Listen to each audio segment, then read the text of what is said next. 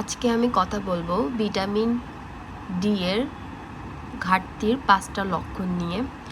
ইদানিংকালে প্রায় যদি আমি ধরি 100 মানুষের মধ্যে প্রায় 90% মানুষেরই এই ভিটামিনটার ঘাটতি থাকে এবং অনেক লক্ষণও প্রকাশ পায়, কিন্তু অনেক এটাকে খুব বেশি গুরুত্ব দেয় না। আজকে আমি কথা বলবো এই ভিটামিনের ঘাটতি হলে কি কি হতে পারে, এটা থেকে পরিত্রাণের উপায়। প্রথম ঘাটতি, সব সময় পেশেন্টের ক্লান্ত লাগে। আমাদের কাছে অনেক রোগী আসে, তারা আমাদেরকে বলে যে ক্লান্ত লাগছে, খাওয়া দাওয়া ঠিকমতো করছি, ঘুমাচ্ছি, তাও শরীর কেমন জানি অবশ অবশ লাগে, কাহিল লাগে, কিছু করতে ইচ্ছা করে না। এটার অন্যতম একটা কারণ হচ্ছে ভিটামিন ডি এর ঘাটতি। কিন্তু এমন না যে শুধু ক্লান্ত লাগলেই ভিটামিন ডি এর ঘাটতি হবে, তা না। অনেক কারণে মানুষের ক্লান্ত লাগতে পারে, যেমন রক্তশূন্যতা থাকলে, ভিটামিন ডি এর ডেফিসিয়েন্সি থাকলে, ভিটামিন B12 যদি শরীরে কম থাকে, কারো যদি থাইরয়েডের প্রবলেম থাকে, ঘুমের সমস্যা থাকে, কেউ যদি স্ট্রেস বা মানসিক চাপে থাকে, তারও ক্লান্তি লাগতে পারে। কিন্তু ভিটামিন ডি এর অভাবে রোগীদের ক্লান্ত লাগা কিন্তু অনেক 80% পেশেন্ট কিন্তু আমাদেরকে বলে, যাদের ভিটামিন ডি এর ঘাটতি আছে তারা কিন্তু বলে যে খুব ক্লান্ত লাগছে, খুব কাহিল লাগছে। 2, হাড় এবং পেশিতে ব্যথা করবে। তাদের মনে হবে মাংসগুলো চাবায়, কামড়ায়। পেশেন্ট তো বলতে পারবে না আমার হাড় আর পেশিতে ব্যথা, পেশেন্টের বলতে থাকে যে মাংসপেশি চাবায়, কামড়ায়, পা মাটিতে ফেলতে ব্যথা করে, পায়ের গোড়ালি ব্যথা করে, কোমর ব্যথা করে। এই ধরনের ব্যথার কথা পেশেন্ট অহরহই বলে যাদের ভিটামিন ডি এর ঘাটতি থাকে। বারবার অসুস্থ হওয়া, বা যেমন বারবার সর্দি, কাশি, এসব সিমটম নিয়েও পেশেন্ট আমাদের কাছে আসে। যাদের ভিটামিন ডি এর লেভেলটা শরীরে কম থাকে তাদের কিন্তু ইমিউনিটি বা রোগ প্রতিরোধ ক্ষমতাটা অনেক দুর্বল থাকে। এই জন্য সে বারবারই অসুস্থ হয়ে যায় এবং সর্দি, কাশি এই ধরনের সিমটম নিয়ে রোগীরা খুব বেশি ভুগতে থাকে এবং ডক্টরদের কাছে যান। মন খারাপ বা বিষণ্ণতা, এটা খুবই একটা ইম্পর্ট্যান্ট ভিটামিন ডি এর ঘাটতির একটা কজ, মানে ঘাটতির একটা সিমটম, যে পেশেন্টের বিষণ্ণ লাগে, সব সময় বলে মন ভালো লাগে না, কিছু করতে ইচ্ছা করে না, বিষণ্ণ লাগে, বাট কোনো কারণ নেই, তাও তার এই বিষণ্ণতা প্রকাশ পায়। এবং ক্ষত সারতে পেশেন্টের বেশি সময় লাগে। ধরেন কোনো জায়গা কেটে গেল, ভিটামিন ডি এর যদি অভাব থাকে ওই জায়গাটা শুকোতে কিন্তু অনেক সময় লাগে। এবার আমরা আসি ভিটামিন ডি এর সোর্স বা কি, কোথা থেকে আমরা ভিটামিন ডি পেতে পারি। সাধারণ মানুষের একটা কমন ভুল থাকে, তা হলো রোদের মধ্যে ভিটামিন ডি থাকে, কিন্তু এটা আসলে ভুল। রোদের মধ্যে ভিটামিন ডি থাকে না। আমাদের সূর্যের যে ইউভিভি রশ্মি আছে সেটা যখন আমাদের ত্বকে লাগে তখন আমাদের শরীর নিজের থেকে ভিটামিন ডি তৈরি করে। এখন কোন সময়টা রোদ সবচেয়ে বেশি ভালো, যেটা আমরা ডক্টররা সাধারণত বলে থাকে যে সকাল 10টা থেকে 2টার রোদটা ভিটামিন ডি তৈরি করার জন্য সবচেয়ে বেশি উপযোগী, কারণ ওই সময় ইউভিভি রের পরিমাণটা বেশি থাকে। আর এমনভাবে থাকতে হবে রোদের মধ্যে যাতে আপনার শরীরটা গরম হয়, তখনই ভিটামিন ডিটা তৈরি হবে। আমাদের বাংলাদেশের অনেক মানুষের কিন্তু ভিটামিন ডি কম থাকে। এটার কারণ কি? এক, যারা সারাদিন ঘরে থাকে তাদের এই সমস্যাটা হয়ে থাকে, ভিটামিন ডিটা কম থাকে। যেমন যারা সেডেন্টারি লাইফস্টাইল করেন, ধরেন বাসা থেকে অফিস, গাড়ির মধ্যে যাওয়া আসা করে, তাদের কিন্তু শরীরেওভাবে রোদটা লাগেও না, ভিটামিন ডিটাও তৈরি হয় না, তাদের ভিটামিন ডি এর কিন্তু ঘাটতি থাকে। আবার অনেক সময় আমাদের কাছে পেশেন্ট আসে, এটাকে আমি আমাদের ধর্মীয় দৃষ্টিকোণ থেকে আমি বলছি না, কিন্তু যারা বোরকা পরিধান করেন তাদের কিন্তু শরীরে রোদটাওভাবে লাগে না, ভিটামিন ডি এর জন্য কম থাকে।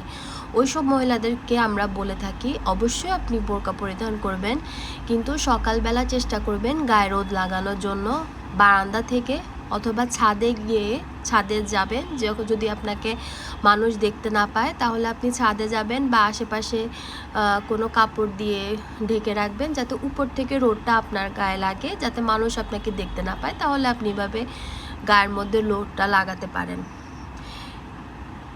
আবার অনেক ওবেস যারা লোক, যারা ঠিকমতো ব্যায়াম করে না, স্থূলতা যাদের বেশি, তাদেরও ভিটামিন ডি কিন্তু কম থাকে। আবার অনেকে কিডনি রোগের সমস্যা থাকলে, লিভার রোগের সমস্যা থাকলে, অপুষ্টি থাকলে, এসব পেশেন্টদের, গর্ভবতী থাকলে ভিটামিন ডি কিন্তু শরীরে কম থাকে। এখন ভিটামিন ডি কিসের জন্য দরকার? সবাই ভাবে যে ভিটামিন ডি মনে হয় শুধু আমাদের হাড়ের জন্য দরকার, কিন্তু তা না। ভিটামিন ডি আমাদের হাড়, দাঁত, পেশি, রোগ প্রতিরোধ ক্ষমতা বাড়ানোর জন্য, আমাদের স্নায়ুর স্বাভাবিক কাজকর্ম করার জন্য খুবই প্রয়োজনীয়। এখন ভিটামিন ডি কোথায় কোথায় আমরা পেতে পারি? এক তো আমি রোদের কথা বলেছি, ওখান থেকে আমাদের শরীরে ভিটামিন ডি তৈরি হয়। 2 হচ্ছে কিছু খাবার আছে, যেমন স্যালমন, ফিশ, এটা তো আমাদের দেশে এতটা বেশি জনপ্রিয় না।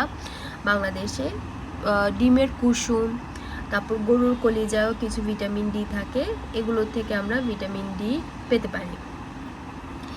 এবার আসি, ভিটামিন ডি তো কম থাকে, কিন্তু কিভাবে বুঝবো যে আপনার শরীরে ভিটামিন ডি কম?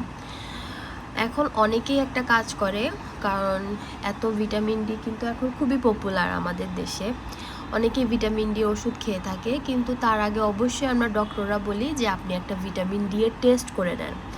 কি টেস্ট করবেন? তার নাম হচ্ছে, ভিটামিন ডি এর অভাবে কিন্তু চুলও পড়ে যায়।